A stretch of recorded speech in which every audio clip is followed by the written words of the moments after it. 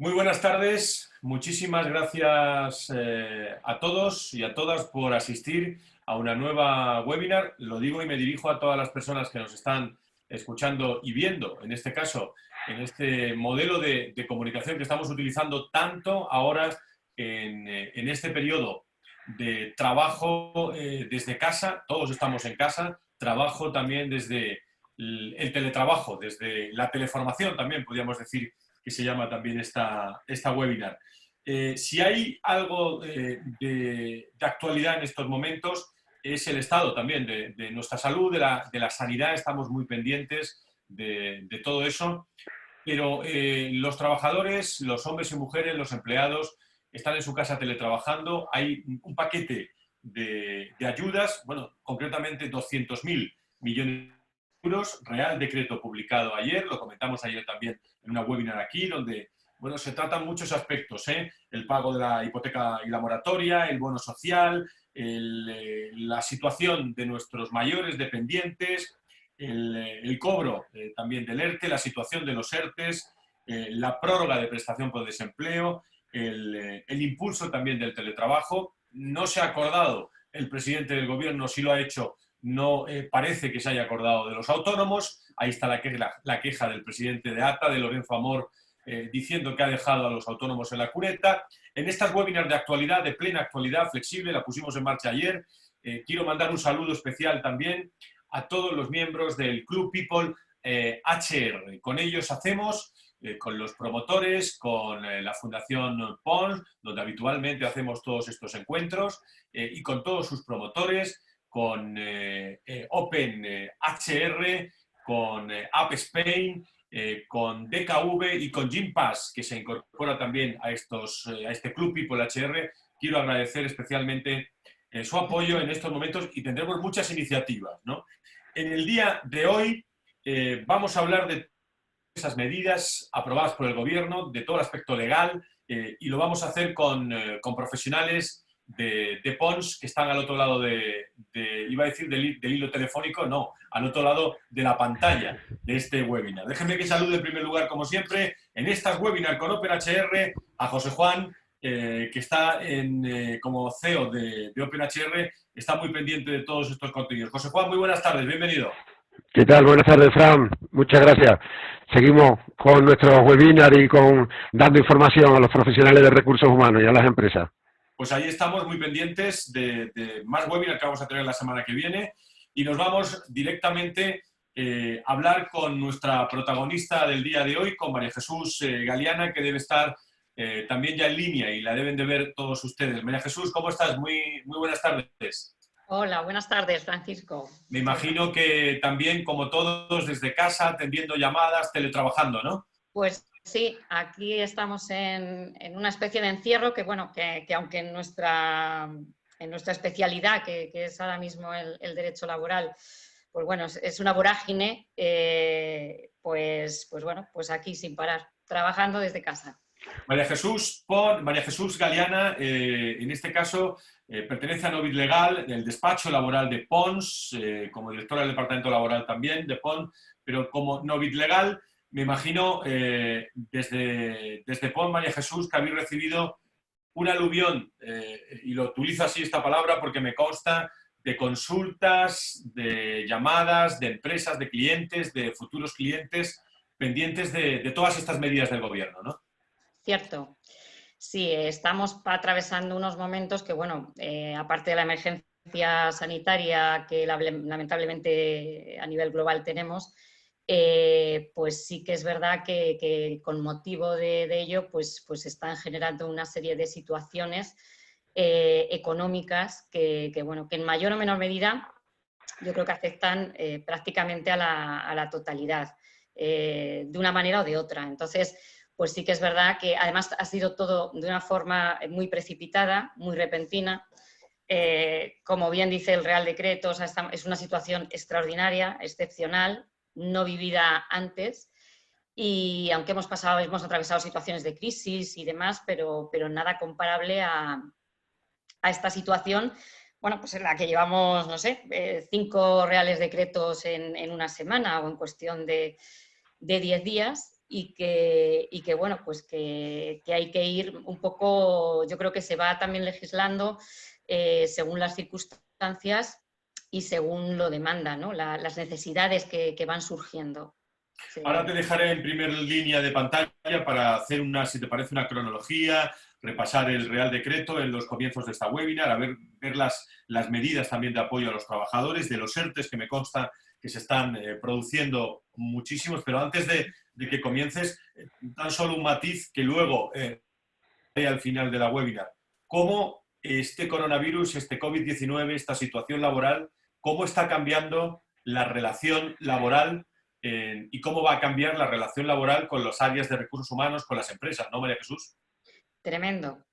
Tremendo porque además, mira, lo comentaba antes con vuestro compañero de Open y sí que es verdad, o sea, nos hemos visto obligados por las circunstancias, pues mira, al teletrabajo, lo que estamos haciendo ahora mismo aquí, o sea, hay muchas empresas que ya lo venían haciendo habitualmente, hay empresas que eran más reticentes, pero bueno, comenzaban a hacerlo.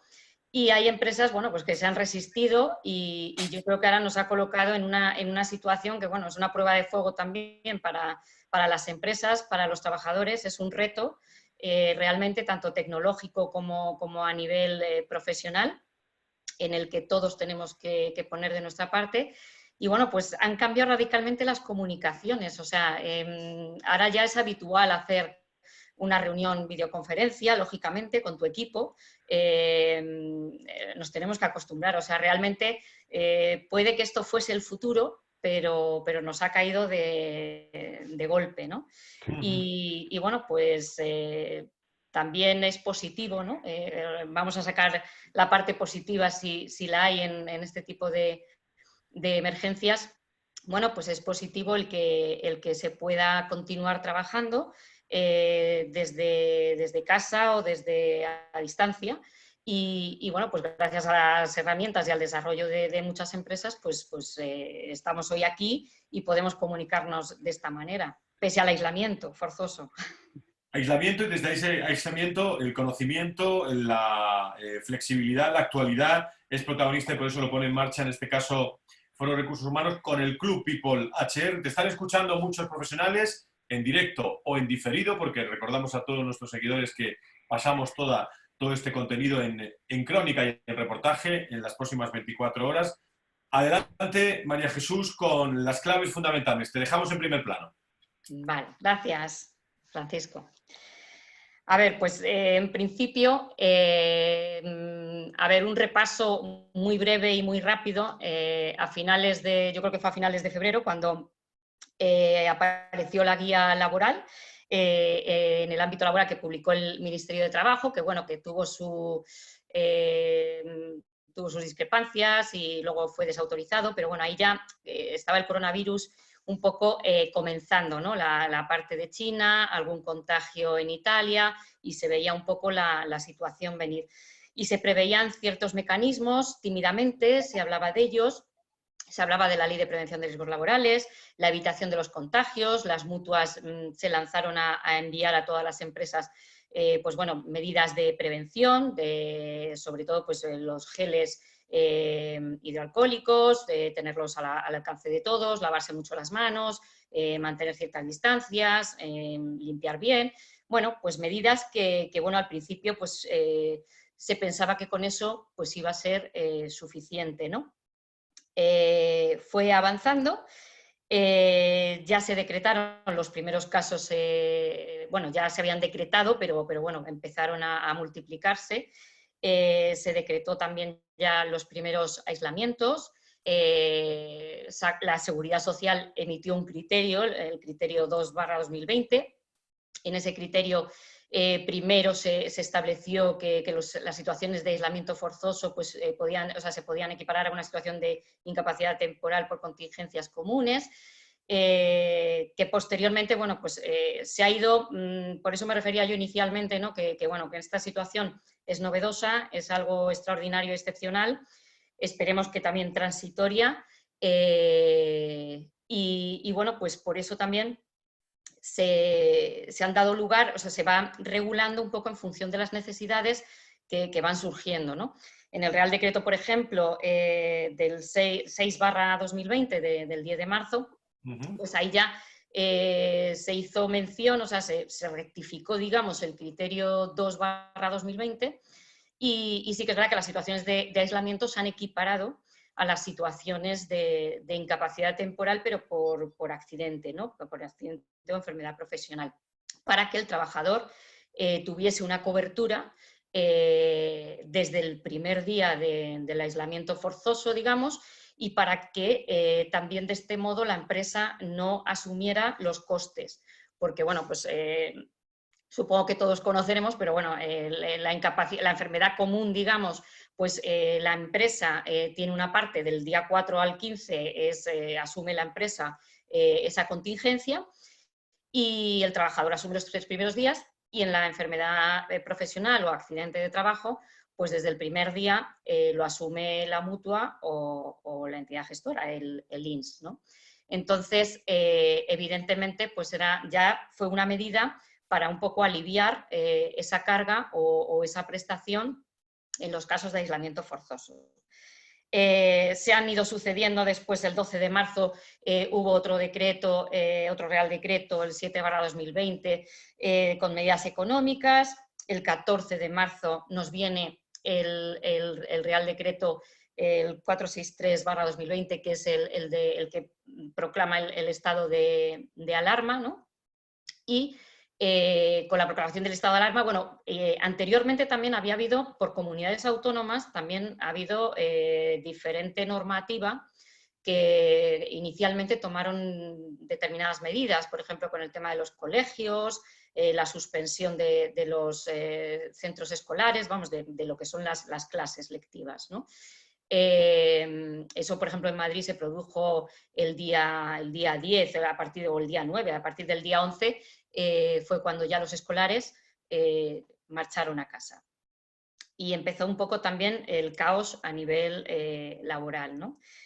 Con esas medidas de los centros escolares.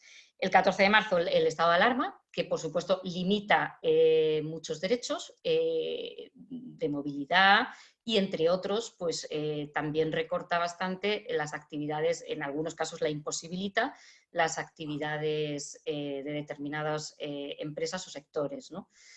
Entonces, bueno, pues a partir del 14 de marzo realmente fue cuando más cundió el pánico laboral, me refiero, porque se producían situaciones de echar el cierre, de ir a casa, de mandar a los trabajadores a casa y de no haber ninguna medida en ese momento de carácter extraordinario que se pudiera adoptar, ¿no? Se ha ido un poco por parte de los asesores laborales y demás, pues bueno, pues hemos ido poniendo un poquito de intentar sentido común o de la normativa que tenemos permanente, de adoptar pues vacaciones negociadas, permisos retribuidos en su caso, o permisos no retribuidos incluso, modificaciones o innovaciones contractuales de reducción de jornada, o sea, un poco medidas alternativas hasta que el Gobierno finalmente el día 17 pues aprobó esta serie de medidas extraordinarias y bueno, excepcionales, ¿no? Suponemos que tampoco nos quedaremos aquí, sino que esto irá más allá en función de cómo se vayan adaptando bueno, pues estas normas que se han regulado, ¿no? Voy a hacer un repaso más o menos breve por las principales o por los puntos claves y vamos a empezar. El Gobierno, a ver, las medidas principales que establece para esta situación de crisis y de alerta, o sea, no se cansó el presidente cuando anunció las medidas y así consta en la exposición de motivos del propio Real Decreto 8/2020, en intentar conservar el trabajo, ¿no? El fin es intentar, cuando pase esta situación transitoria, que todos los trabajadores, si no todos, la gran mayoría, puedan volver a retomar su actividad profesional. Para ello, bueno, pues como bien ha dicho Francisco, pues ha invertido un montón de millones para ayudas, para fondos, líneas de crédito y demás, ¿no? A nivel laboral, en el capítulo primero, el título primero, el gobierno prioriza las medidas a tomar en materia laboral, ¿no? La prioridad la recalca con la realización de teletrabajo. La primera medida, bueno, teletrabajo no lo dice como teletrabajo, sino que lo denomina trabajo a distancia de forma más global y general, ¿no? Entonces, en la medida que se pueda, hace un llamamiento a las empresas pues, para que teletrabajen, ¿no? De hecho, incluso presta ayudas o va a prestar una serie de ayudas para el tema de material tecnológico y demás para empresas que carezcan de recursos, ¿no? El teletrabajo, lo normal, o sea, una situación normal, que sin este estado de alarma ni emergencia sanitaria, pues es una situación que tiene que ser pactada entre empresa y trabajador, que tiene que tener un procedimiento, un protocolo, unas normas que lo regulen, que no puede mermar ningún derecho, lógicamente, que tiene que haber una garantía bueno, pues de los riesgos laborales del trabajador en su casa, donde decida teletrabajar, unas herramientas, una regulación de esas herramientas, si las pone la empresa, si las pone el trabajador. Es decir, que conlleva una serie de trámites o de procedimientos que, lógicamente, en estos momentos, pues como bien dice el gobierno, pues se van a relajar esas exigencias y se va a tratar la medida. Las empresas que vinieran desarrollando el teletrabajo de forma habitual, pues no hay ningún problema. Las empresas que no lo vinieran realizando de forma habitual, pues se van a relajar los requisitos y las exigencias durante el tiempo que dure este estado de alarma o esta situación de emergencia. Aparte del teletrabajo, que ya decimos, o sea, es importante el apunte, o sea, es importante, lo digo porque es una de las medidas, para ellos es la prioritaria, porque supone no extinguir puestos de trabajo, porque supone, dentro de lo que cabe, que la empresa no tenga que cerrar, sino que pueda continuar con su actividad laboral de una forma diferente a la que, bueno, como hemos dicho al principio, nos tenemos que ir acostumbrando, ¿no? En segundo lugar, otra medida alternativa, digamos, para estas situaciones, pues introduce la adaptación del puesto de trabajo, que lo regula en el artículo 6, la adaptación del puesto de trabajo y la reducción de jornada. A ver, son medidas que ya existían, pero sí que es verdad que lo que se hace ahora es una relajación y una aceleración de los requisitos, digamos una modificación en el procedimiento a seguir. Y bueno, pues por ejemplo, en el caso de la adaptación de jornada, pues es el trabajador el que tiene la posibilidad de adaptar la jornada, un poco en el sentido que sea, porque el artículo habla de adaptación horaria o algo así. Realmente es adaptación horaria, es adaptación de turnos, es adaptación de funciones, es adaptación, engloba absolutamente cualquier materia, ¿no? Es un poco a criterio del trabajador, pero sí que es cierto que el legislador contempla que se haga siempre de forma justificada, que sea razonada la medida y bueno, pues esa ponderación, digamos, o esa justificación del trabajador debe comunicarse a la empresa y bueno, pues en principio se supone que deben llegar a un acuerdo. El problema surge si en esta adaptación, donde se le da, digamos, el poder al trabajador de adaptar su jornada para poder conciliar su actividad laboral bueno, pues con su situación personal que esté atravesando en este momento derivada de la situación de alarma o de emergencia sanitaria, pues el problema es que si hay discrepancia, te remite al artículo, a un procedimiento especial, bueno, pues que en principio, por lo que se dijo, no sé si fue ayer o antes de ayer, estaba suspendido. Ese procedimiento es de los que han suspendido.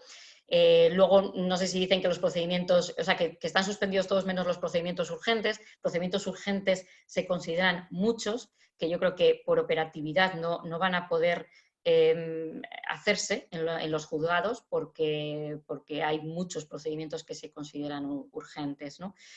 Pero bueno, en principio lo deseable es que en este momento lo que se pide es flexibilidad. Flexibilidad, sentido común,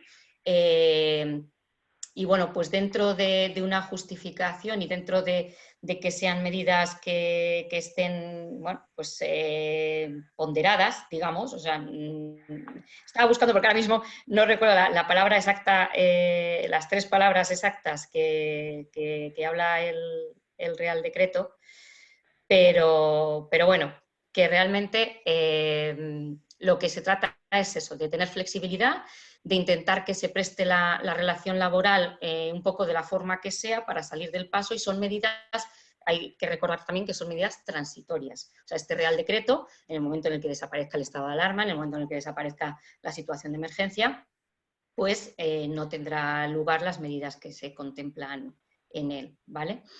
En cuanto a la reducción de jornada, pues vamos un poco a lo mismo, ¿no? La reducción de jornada, la novedad que más introduce es que se flexibiliza hasta el punto de que se puede llegar a reducir la jornada hasta el 100%, ¿vale? de la jornada.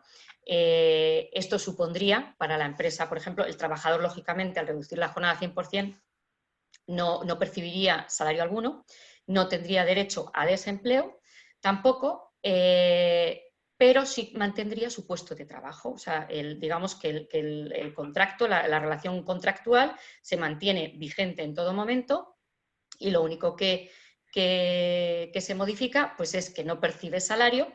En cuanto a cotización, nada se dice en el artículo, pero bueno, pues si nos vamos a las licencias sin sueldo que se recogen convencionalmente y demás, pues lo normal es que se cotizase a lo mejor por la base mínima del grupo de cotización de cada trabajador. ¿De acuerdo? Bueno, pues en cuanto a medidas de... no me quiero extender mucho, no sé cómo voy de horas. Fenomenal, María Jesús. Voy fenomenal, vale, pues muchas gracias. En este mismo título habla también del artículo dedicado, digamos, a la prestación extraordinaria por cese de actividad que van a percibir los autónomos o los trabajadores por cuenta propia, ¿vale? Entonces, realmente los autónomos o trabajadores por cuenta propia, pues es la única medida, de momento, que se ha tomado con respecto a la crisis o a la emergencia sanitaria. Hablan de las personas, los autónomos o trabajadores por cuenta propia que tengan que cerrar sus instalaciones, estarían acogidos a esta prestación extraordinaria por cese de actividad. Introduce también un supuesto que sin tener que echar el cierre, pues que hayan disminuido su facturación hasta un 75%, comparando la del mes inmediatamente anterior al coronavirus, con el promedio de facturación del último semestre. Entonces, bueno, ¿qué es lo que van a tener los autónomos y los profesionales? Pues van a tener un 70%, o sea, la prestación extraordinaria consiste en un 70% del promedio de base reguladora de los últimos 12 meses, bueno, los autónomos que no dieran lugar a ello porque lleven menos tiempo cotizado, bueno, pues se haría sobre la base mínima, ¿vale? Viene a ser unos 600 euros, una cosa así lo que percibirían. Sí establece una limitación, la limitación es por un mes, o en caso de que se prorrogue el estado de alarma, pues terminaría el último día del mes en el que finalice el estado de alarma, ¿vale? Los requisitos que se exigen a estos autónomos para para poder acceder, bueno, primero encontrarse en alta en ese régimen, lógicamente, acreditar los que vayan no por cierre, por cese, o sea, vamos, por cesación del negocio, tienen que acreditar las pérdidas, o sea, la disminución de la facturación en comparación con el último semestre, y estar al corriente de pago. Para estar al corriente de pago y preveyendo que a lo mejor pues, se encuentren algunos autónomos bueno, pues que no están en esa situación, se les da un plazo de 30 días naturales para que se pusieran al día de sus obligaciones. Y en ese caso pues, se retrotraerían los efectos y se consideraría apto para esta medida. Finalizado este capítulo, nos vamos a la medida estrella, digamos, de este Real Decreto, que es la regulación de los expedientes de regulación de empleo temporales. Bueno, pues regulan el ERTE, vamos, los ERTES.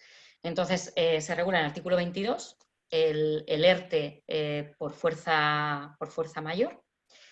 Puede ser de suspensión o puede ser de reducción de jornada. Y en el artículo 23 pues está regulado el ERTE, bueno, pues digamos el ordinario por causas económicas, tecnológicas, productivas y organizativas, que también, bueno, pues tiene, le han hecho, o sea, al regularlo en este Real Decreto, pues han acortado ciertamente los plazos. En cuanto al ERTE por fuerza mayor, aquí en los ERTEs, bueno, pues lo que se produce, hubo una orden ministerial el lunes, el día 16, hubo una orden interna, o sea, fue una nota interna del Ministerio de Trabajo, en el cual, bueno, pues más o menos se perfilaba cómo iba a quedar las causas que iban a ser las que iba a contener el artículo 22 para encuadrar los supuestos de fuerza mayor. Luego, finalmente, el artículo 22 en el Real Decreto figura con un matiz diferente a esa nota interna. Y bueno, pues aquí sí que es verdad que una de las cosas que se puede, o sea, que puede propiciar, pues es el encuadramiento de al final, pues la causa por la que tramitar los seres, ¿no? El artículo 22 habla de las suspensiones de... Esto lo voy a leer porque realmente aquí están las causas y es esencial, ¿no? Las suspensiones de contrato y reducciones de jornada que tengan su causa directa en pérdidas de actividad como consecuencia del COVID-19, incluida la declaración del estado de alarma, que impliquen suspensión o cancelación de actividades, cierre temporal de locales de afluencia pública, restricciones en el transporte público y en general de la movilidad de las personas y o las mercancías, falta de suministros que impidan gravemente continuar con el desarrollo ordinario de la actividad, o bien en situaciones urgentes y extraordinarias debidas al contagio de la plantilla o la adopción de medidas de aislamiento preventivo. A ver, lo que se requiere, digamos que en los expedientes o en los ERTEs de fuerza mayor, para que exista la fuerza mayor, es que hay una relación directa entre el COVID-19 y la situación en la que realmente nos veamos impedidos de todo punto de poder llevar a cabo nuestra actividad. Lógicamente es una situación de fuerza mayor, es una situación que tiene, pues, es imprevista y demás. Entonces, a ver, la justificación de los ERTEs, tal bien como se recoge en la exposición de motivos y bien dijo también el presidente del Gobierno, pues el hecho de que existe una situación de extraordinaria urgencia, una situación excepcional, no significa que no se trate de mantener una seguridad jurídica. Entonces, lo que se ha hecho es los procedimientos, digamos, agilizarlos, dar directamente las causas que suponen fuerza mayor, que no tengamos que interpretar qué es riesgo inminente o riesgo de peligro inminente y demás, sino que nos circunscribe las causas, pero sí que tiene que darse esa causalidad directa entre el impacto que está creando el COVID-19 en las empresas y la medida que se toma. Entonces, ¿qué exige para ello? Pues para ello, para tramitarlo, lo primero que exige es realizar, bueno, la solicitud, solicitud que se enviará a la autoridad competente. La autoridad competente, en función de las empresas, pues será una u otra. O sea, si la empresa solo tiene un centro de trabajo, los centros de trabajo que tiene radican en una sola comunidad, pues será esa comunidad la autoridad laboral. Si se extiende a más comunidades, hay centros que afectan a más de una comunidad, pues entonces entenderá directamente la Dirección General de Trabajo adscrita al Ministerio de Trabajo. En definitiva, el trámite comienza por la solicitud, con un anexo de las personas que puedan estar afectas a ese ERTE suspensivo o de reducción de jornada.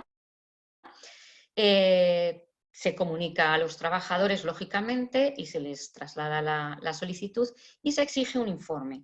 Un pequeño informe no se llega a considerar memoria, como requiere, digamos, en el procedimiento ordinario de los ERTEs, pero sí se exige un informe justificando la medida tomada, en el cual hay que acreditar. O sea, también hay que adjuntar la acreditación de las causas que se aleguen en ese informe.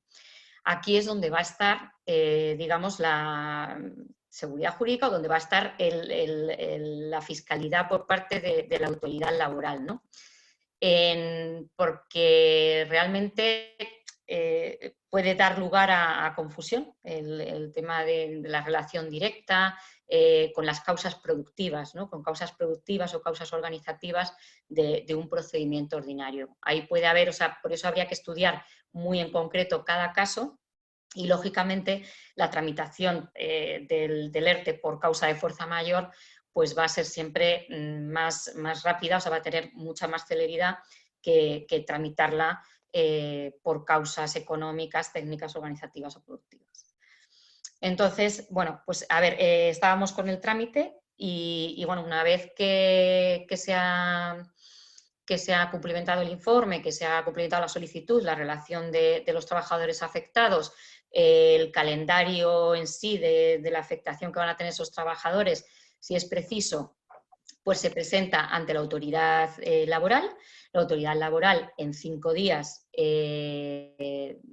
tiene que decidir si constata la causa de fuerza mayor alegada por la empresa y justificada y acreditada por la empresa, o si no la constata. En el caso de que la constate, pues entonces la empresa es cuando tiene que iniciar el procedimiento de suspensión o de reducción, en su caso por el que haya optado. Vamos. En ese caso lo comunicará a los trabajadores y ya comunicará también, porque bueno, las exenciones que gozan, ahora hablaré de ellas, las tiene que comunicar también la empresa a la Seguridad Social. O sea, no, la Seguridad Social, digamos que de oficio, no va a iniciar ninguna exención. Si nos dice la autoridad laboral que no constata esa causa como fuerza mayor, que bueno, pues es lo que ha pasado en el caso que ayer todos conocemos de Burger King, ¿no? que le echó para atrás el ERTE por fuerza mayor, pues una de las causas alegadas es bueno, pues que realmente pues, metió a 14.000 trabajadores. Lo desconozco la motivación que alegó y demás, con lo cual hablo un poco desde el desconocimiento, pero lo que sí alegó la autoridad laboral es que bueno, pues podría tener una alternativa digamos, a esa suspensión a lo mejor masiva, el hecho de poder servir comidas a domicilio o dar comidas a domicilio. Entonces, ahí es donde yo quería hacer un inciso en que esta justificación no es gratuita. O sea, esta justificación en principio pues ha de hacerse y ha de hacerse razonadamente y ha de hacerse con la casuística, digamos, de cada cliente. O sea, no se puede generalizar y hay que ver el caso de cada uno, cómo se puede acreditar y en qué circunstancias se encuentra para acudir a un supuesto de fuerza mayor, saber si está encuadrado en un supuesto de fuerza mayor o está encuadrado en un supuesto de un ERTE ordinario, digamos. En caso de que la autoridad laboral no constate esa situación, pues la empresa, las opciones que tiene es impugnarlo y puede acudir a un ERTE ordinario, digamos, el regulado en el artículo 23, en el artículo siguiente.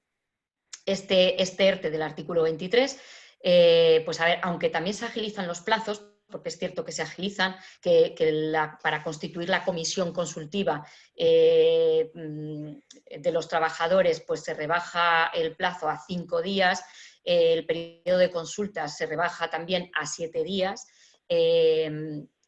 pero sí que es cierto que ya simplemente los problemas que puede suscitar el hecho de constituir esa comisión negociadora, pues sinceramente, aunque el plazo sea de 5 días, pues puede dar más de un dolor de cabeza a una empresa, ¿no? Las empresas que tengan representación de trabajadores, pues bueno, pues está claro. Las empresas que tengan muchos centros de trabajo, pues ahí es donde puede, o no tengan representación de los trabajadores, porque también el Real Decreto alude que un poco la prioridad o el orden en el cual se va a constituir esa comisión negociadora. Entonces, en primer lugar, la representación de los trabajadores. En defecto de que no exista la representación de los trabajadores, habrá que acudir a los sindicatos mayoritarios del sector que pacten o que negocien el convenio colectivo del sector en cuestión de la actividad.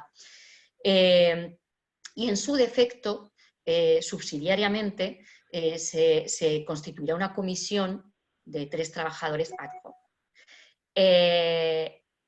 Realmente las empresas, a la hora de hacer un ERTE de este tipo, fundado en causas económicas, tecnológicas, productivas o organizativas, realmente tendrían que seguir ese orden. O sea, si no tienen representación de los trabajadores, no podrían saltarse, digamos, la apelación que se hace sobre los sindicatos. Bien es cierto que los sindicatos como la autoridad laboral, como juzgados y demás, pues la operativa real se cuestiona porque realmente no van a dar, digamos, abasto para poder atender y formar parte de todas las comisiones negociadoras que puedan solicitarles en un momento dado. Entonces, bueno, pues la empresa, no obstante, se aconseja o se recomienda que lo intenten, intentar esa comunicación vía burofax o vía que quede constancia de que han intentado ese contacto con los sindicatos y finalmente constituir la comisión ad hoc.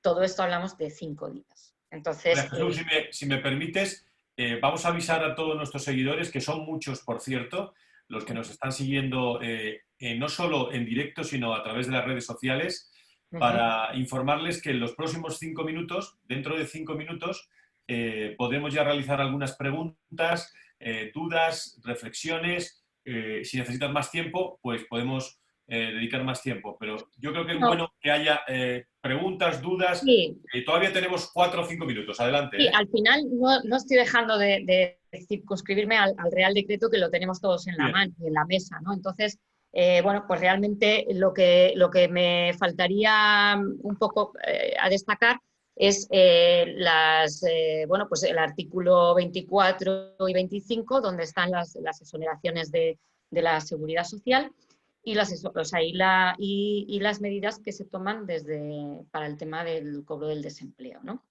Entonces, muy rápidamente, porque bueno, pues no dejan de estar escritas y esto pues realmente cualquiera puede verlas. La exoneración, bueno, introduce, a ver, las empresas, da un límite por número de trabajadores, por el volumen de la empresa, ¿no? Entonces, las empresas que opten por los ERTEs suspensivos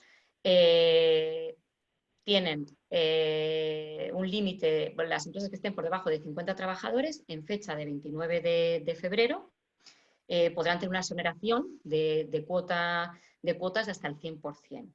Las empresas que superen los 50 trabajadores en fecha 29 de febrero de 2020, pues tendrán una exoneración de cuotas del 75%. Es una exoneración importante que alivia realmente la carga de la cotización a las empresas, o sea, es muy importante. Es muy importante porque estamos hablando que en un ERE suspensivo realmente se deja de prestar el servicio y se deja de abonar el salario y además si nos acogemos a los ERTE regulados en este Real Decreto, pues tenemos la posibilidad de exonerar también las cuotas, con lo cual la carga empresarial se reduciría bastante. En cuanto al desempleo, bueno, y esto al trabajador, hacer mención que al trabajador no le afecta en absoluto, o sea, el hecho de la exoneración del 100, del 75, de lo que sea, el trabajador a todos los efectos cotizaría el 100%. En cuanto a, bueno, aquí habría que hacer la precisión de los ERTEs de reducción de jornada y de los ERTEs de suspensión, ¿no? Los efectos de cada uno. En cuanto a la prestación por desempleo, igualmente. De lo que se trata es de proteger, en este caso, al trabajador y de que la prestación que perciba, o sea, no va a haber carencias. Lo normal para acceder a una prestación de desempleo es que se hayan cotizado 360 días en los últimos 6 años para tener derecho a la prestación mínima de desempleo, y en este caso no va a haber carencias de ningún tipo para acceder a esa prestación de desempleo. Tampoco se va a computar el desempleo que se perciba durante este periodo excepcional, no se va a computar a efectos de futuras prestaciones. Es fundamental esta protección de cara a que tampoco sabemos lo que se va a alargar esta situación y la situación de cada trabajador, como la tenga, si tiene suspendido el desempleo, si no lo tiene y demás. No sé si algo más o ya pasamos, si queréis, al tema de las preguntas. Sí, podemos pasar a las preguntas, pero cualquier cosa que creas tú que es necesario ampliar y desarrollar en relación a las... No, me he ido un pelín de preguntas. tiempo porque realmente era media hora y he estado 3/4, lo siento. No te preocupes. Lo importante es que estamos viviendo este tipo de webinar que ponemos en marcha. Son, insisto, de actualidad, flexibles, y está muy bien que tengamos el BOE encima de la mesa, o mejor dicho, el Real Decreto, para consultar cualquier cosa, porque esto ocurrió ayer. O sea, ocurrieron en las últimas, horas. Ocurrió, y además es que, o sea, es muy difícil ir sobre la marcha y viendo e intentando resolver cuestiones que el Real Decreto también deja a veces en el aire, ¿no? Entonces, sí, vale, adelante las preguntas, si no da tiempo, Pues vamos allá con las preguntas. Yo creo que, José Juan, están llegando bastante. Yo también tengo aquí. Vamos con las tuyas primero. Venga, de las que yo tengo por aquí, empezamos. María, ¿qué tanto por ciento puede acogerse a ERTE? ¿Qué tanto por ciento puede acogerse a ERTE? ¿Hablamos de los trabajadores? Sí. Cualquiera. Vale. O sea, me refiero, no hay, desde un trabajador hasta la totalidad de la plantilla. No hay un número para que se acoja un ERTE. Ahora, insisto, yo todo esto insisto, sí que tenemos que tener bien claro que habrá colectivos, o sea, hay que justificar la medida que se tome. Entonces, puede haber casos en los que solamente una parte, o sea, un colectivo dentro de la empresa es el que tiene el impacto del coronavirus, y a lo mejor hay otro colectivo que no le impacta tanto y no podría acudir a un ERTE por fuerza mayor en este caso. Entonces, aunque se puede acudir al ERTE con la totalidad de la plantilla o con un solo trabajador, sí que es cierto que hay que justificar la medida y poner en relación el colectivo afectado y la causa. Perfecto. Tengo otra pregunta aquí de José Antonio.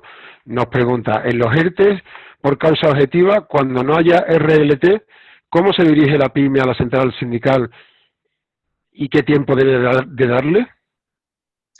A ver, esto es justo lo que estaba yo comentando en los ERTEs. Esta es una cuestión pues estupenda para plantearnos todos, porque ahora mismo las secciones, o sea, los sindicatos en este sentido tienen que estar desbordados. Entonces, ¿cómo comunicarnos? Pues con cualquier medio válido en derecho que pueda acreditar que nos hemos comunicado.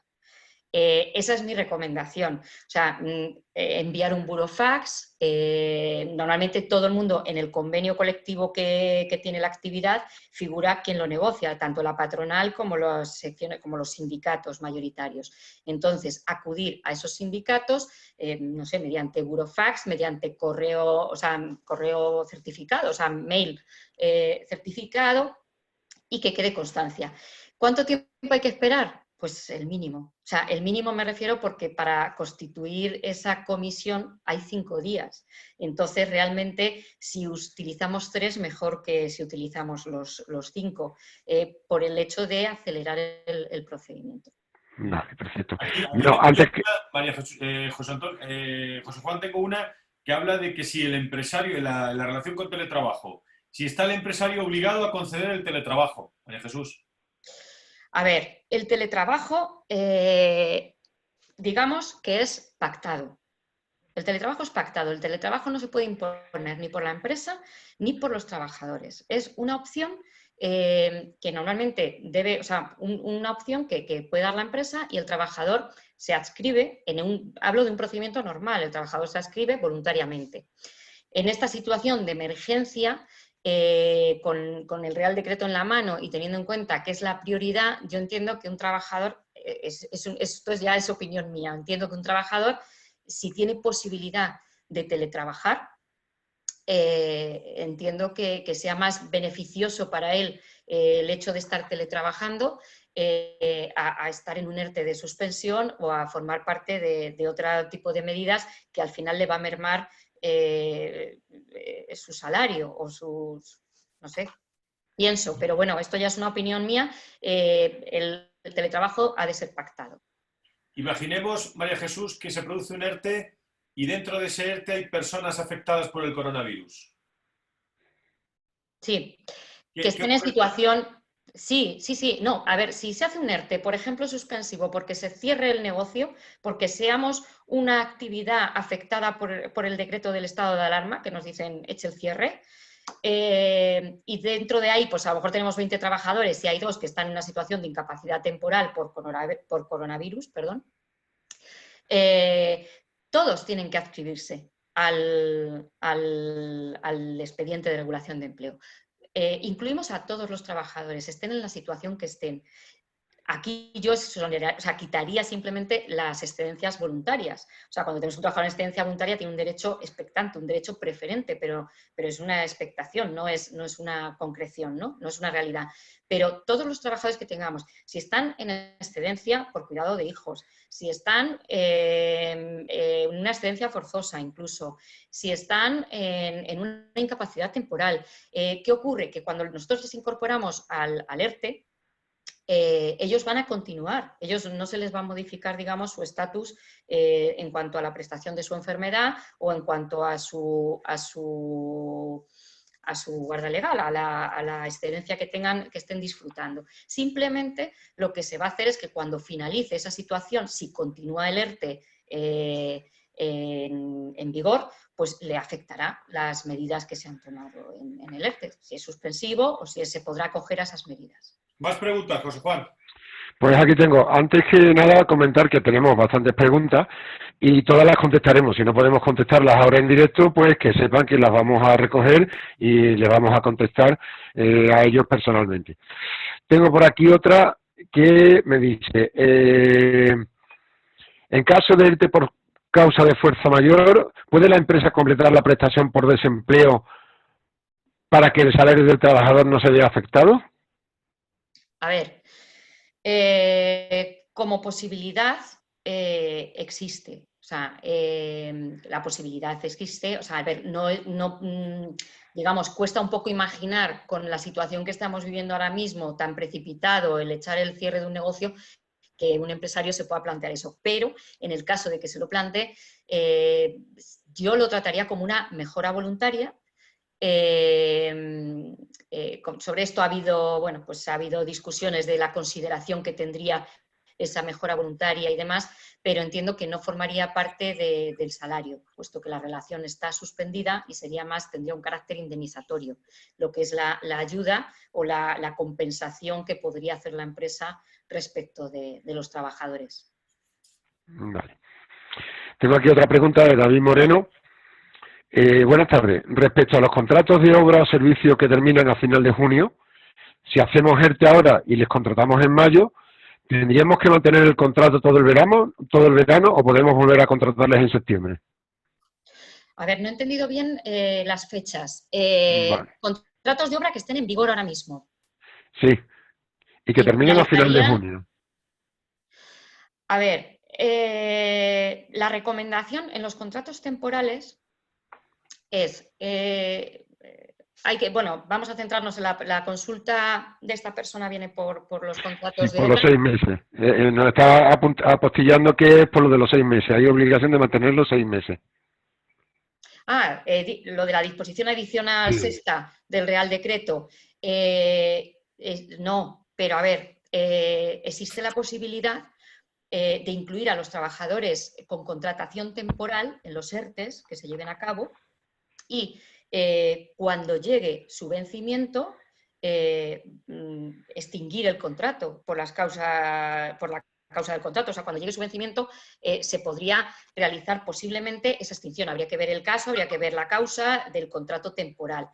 El contrato de obra se podría incluir también, de hecho, es que a ver, el contrato de obra es un contrato muy específico para una actividad concreta y con sustantividad propia dentro de la empresa. O sea, no puede hacer más que eso, el trabajador que esté contratado para una obra concreta, ¿no? Un proyecto concreto, una obra concreta. Entonces, si esa obra o ese proyecto se paraliza, realmente el trabajador no puede continuar prestando. Ese trabajador, digamos, su contrato le obliga a esa obra. Y si nosotros le trasladamos a otras funciones o a otro sitio, estamos desnaturalizando el contrato de obra, la causalidad de ese contrato de obra. Entonces, si realmente se suspende la actividad que está afecto ese contrato pasaría a estar en el ERTE exactamente igual que el resto de contratos, aunque sea temporal. Pero hablo en el caso específico de los contratos de obra. Si se paraliza la causa que da lugar a ese contrato, porque si no ahí se convertiría automáticamente en indefinido, si hacemos otra cosa. Sigue habiendo más preguntas, ¿eh? Decirme. Tengo aquí otra vez a José Antonio. Si una pyme tiene que facilitar la adecuación de la jornada o bien reducción a los empleados afectados, ¿cómo poder conciliar esa necesidad con la que precisa la empresa para poder continuar su actividad empresarial? A ver, estamos hablando, perdona, al principio de conciliar de la reducción, los supuestos de reducción. A los afectados.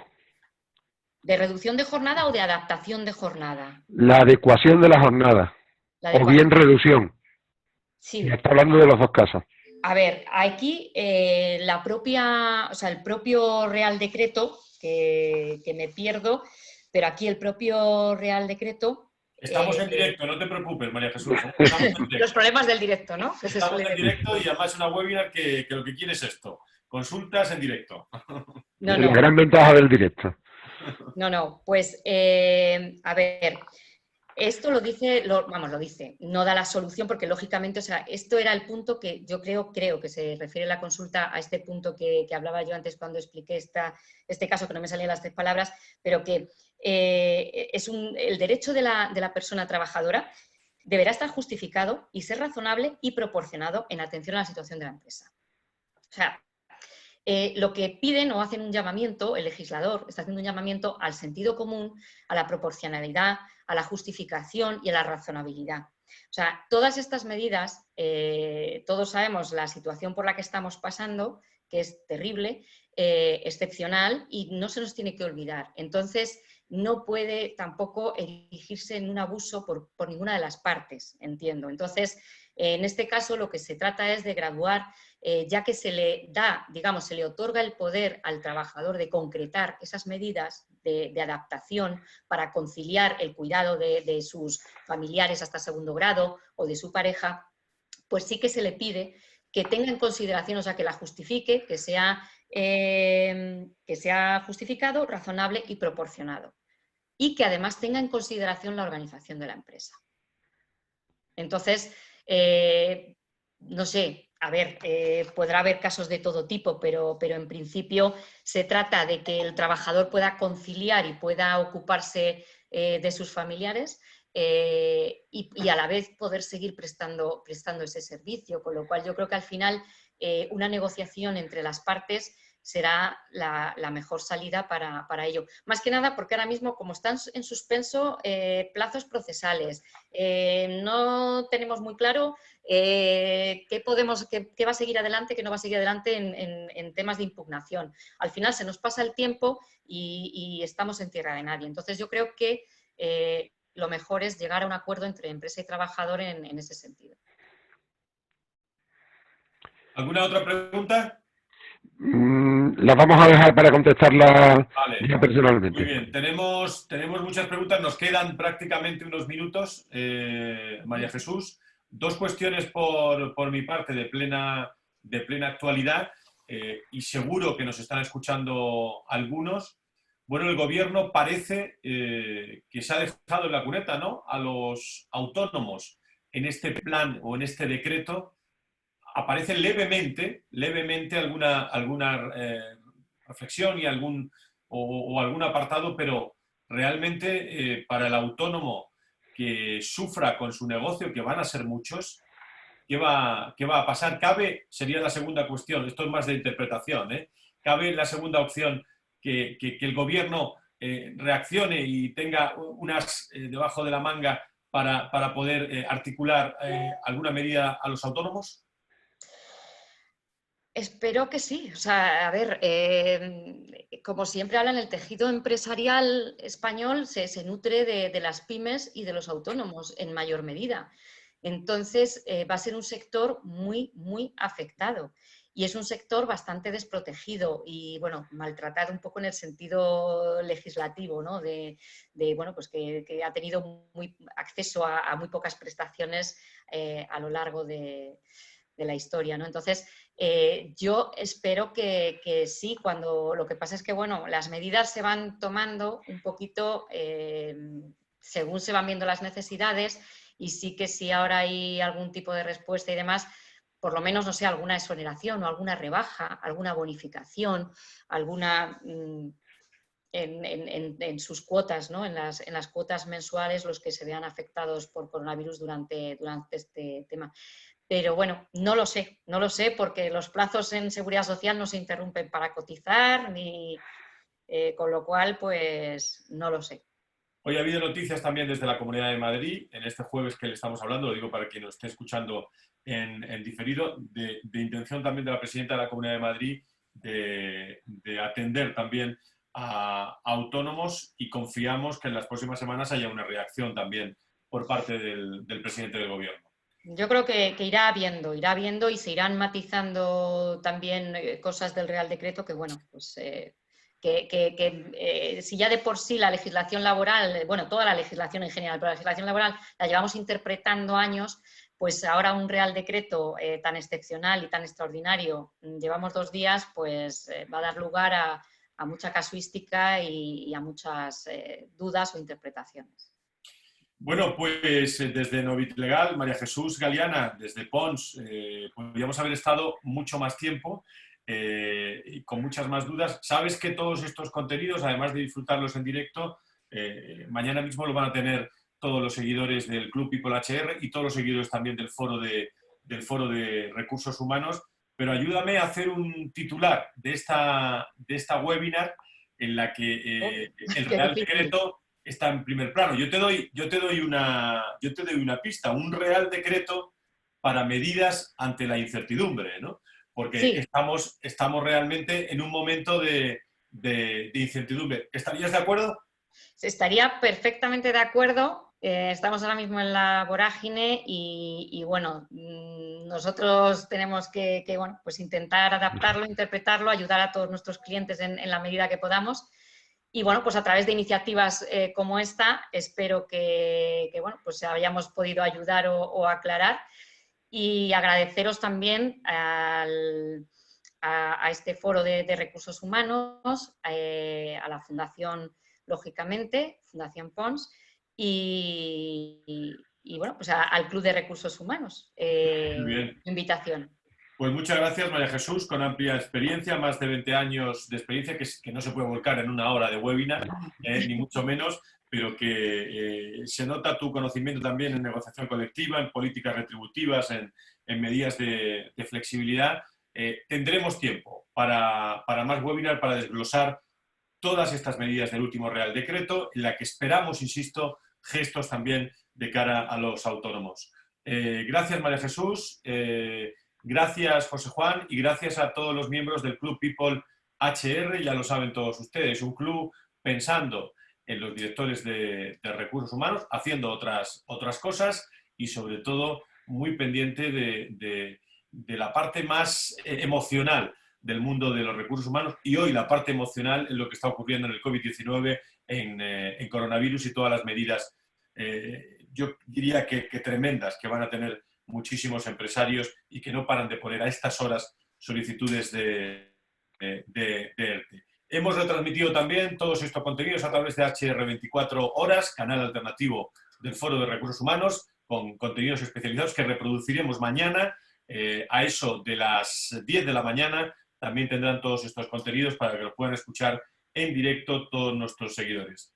A todos ustedes, con agradecimiento a OpenHR, a DKV, a App Spain, a Gympass por la pertenencia al Club People HR y a Pons. Muchísimas gracias a todos y muy buenas tardes. Bueno.